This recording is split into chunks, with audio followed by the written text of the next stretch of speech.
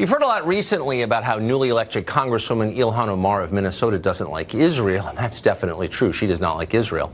But you've heard next to nothing about how Omar doesn't like this country. Omar dislikes Israel probably more than she dislikes Israel. This doesn't seem to bother anybody. It should.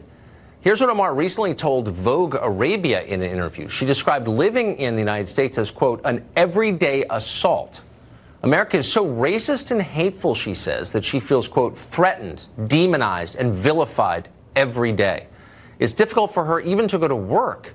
In many ways, things were easier growing up in a refugee camp in Kenya, she says. Quote, when you're a kid and you're raised in an all-black, all-Muslim environment, nobody really talks to you about your identity. You just are. There is freedom in knowing that you are accepted as your full self, unquote. That freedom, Omar says, doesn't exist in America. So pause and think about that for a second. Ilhan Omar's country collapsed as a child. She lived for years in Kenya in that refugee camp.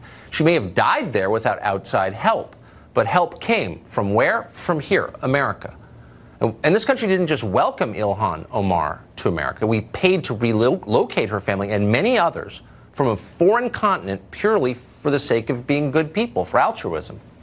Because no country in history has been as generous as we are to places we have no ties to and no obligation to. We've been kind anyway because that's who we are. Despite her humble and foreign birth, Omar has been elected to our national lawmaking body, and good for her.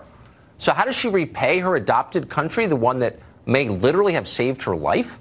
She attacks it as hateful and racist. And for that, she is applauded by the Democratic Party because they view this country as hateful and racist too.